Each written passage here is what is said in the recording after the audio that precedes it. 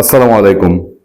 এত পাপ মাথায় নিয়ে মানুষ ঘুমায় কেমনে? আমরা অনেক সময় বলি না যে এত পাপের বোঝা নিয়ে ঘুমটা আসে কেমনে?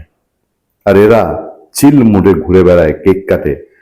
বেহায়া বেলজ্জের দল বাংলাদেশে এই ইউনূস সরকার বিদায়ের পর থেকে চারদিকে ছিছি উঠে গেছে। এ লোকের ব্যর্থ শাসন, অপশাসন এই 16 কোটি সোনার বাংলাদেশটারে কি তামা বানিয়ে গেছে। সেই তামা বানিয়ে যাওয়া দেশের পুরো দায় দায়িত্ব ইউনূসের এবং তার উপদেষ্টা পরিষদের এবং তার এই অথর্ব উপদেষ্টা পরিষদ প্রত্যেকের নামে দুর্নীতির অভিযোগের পাহাড় জমে গেছে। দুর্নীতি দমন কমিশনে প্রত্যেকের নামে দুর্নীতির অভিযোগ পড়ছে এবং মব সন্ত্রাস, দেশের নৈরাজ্য, বিভাজন, ইভেন এদের সেই কটু কৌশল, জুলাই সনদ নামে একটা অদ্ভুত জিনিস প্রসব করার যে আগ্রহ, এটা নিয়ে বাংলাদেশের রাজনীতি এখনো টালমাটাল। তাদের সুবিধাভোগীরা দেখেন, রাষ্ট্রপতি মোহাম্মদ শাহাবুদ্দিন বাংলাদেশে একটা মানুষ ছিছি ছাড়া কিছু বললো না যে শাহাবুদ্দিনের সঙ্গে যে ঘটনাটি করে। শাহাবুদ্দিনকে আপনার পছন্দ না হইতে পারে, রাষ্ট্রপতি হিসাবে তাকে পছন্দ নাই হইতে পারে, তাকে নিয়ে আপনার কোনো প্রবলেম থেকে থাকতে পারে, তার মেয়াদকাল নিয়ে আপনার যদি কোনো কথা থাকে সেটা পরবর্তীতে আপনি বলতে পারেন, কিন্তু তার উপরে যে অন্যায় বিচার করা হয়েছে এটা তো অন্যায়, এটা অবিচার। এই কথাটা রাষ্ট্রপতি শাহাবুদ্দিন যখন প্রেসে বললেন, ইন্টারভিউ দিয়ে বললেন, আর কারো কোনো আপত্তি লাগলো না, কারো গায়ে লাগলো না। গায়ে লাগলো কার?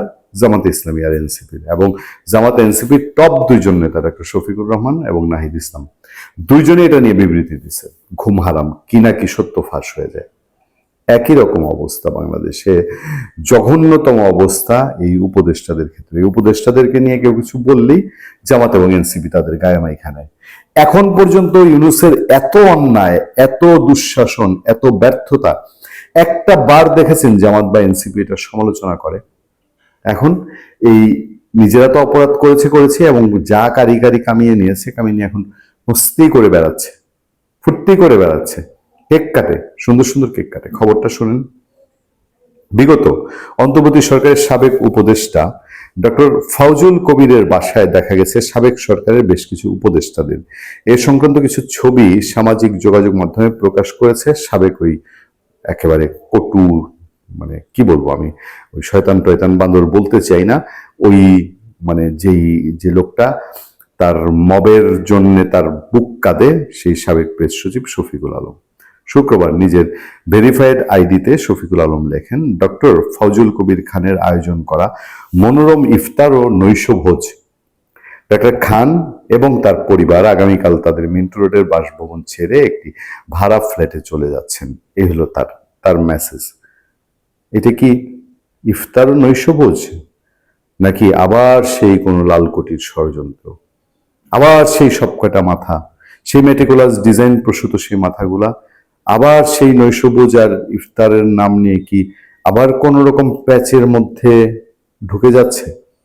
আমার তো সহজে এদেরকে সুবিধার মনে হয় না। শফিকুল আলমের পোস্টে করা ছবিতে তৎকালীন সরকারের বেশ কিছু উপদেষ্টাদের দেখা যায়। এছাড়া সেখানে উপস্থিত ছিলেন সাবেক প্রধান উপদেষ্টা ডক্টর মোহাম্মদ ইউনূস। ছবিতে তাকে কেক কাটতেও দেখা যায়। কেক কাটছে, খুব আনন্দের সাথে হাসতে হাসতে কেক কাটছে। এছাড়া পোস্টে তেমন বিশেষ কিছু উল্লেখ না করলেও বোঝা যায় মিন্টু রোডের সরকারি বাসা ছেড়ে যাওয়া উপলক্ষে ডক্টর ফাউজুল একটি গেট টুগেদার আয়োজন করেছিলেন, যেখানে যোগ দিয়েছিলেন সাবেক কিছু উপদেষ্টা। বিগত অন্তর্বর্তীকালীন সরকারের বিদ্যুৎ, জ্বালানি ও খনিজ সম্পদ বিষয়ক উপদেষ্টা হিসেবে দায়িত্ব পালন করেছেন ডক্টর মোহাম্মদ ফাউজুল কবির খান। এ হচ্ছে নিউজ। আমাদের কি মনে হচ্ছে না যে এরা খুব মাস্তি মোডে আছে?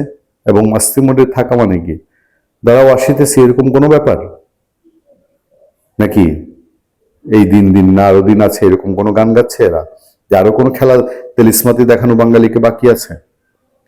ভালো থাকবেন, সুস্থ থাকবেন। আপনাদের সাথে আমি আতিক রহমান, পূর্ণিয়া।